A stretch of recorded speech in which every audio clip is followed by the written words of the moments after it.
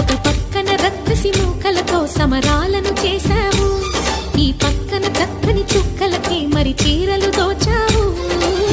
చూసాము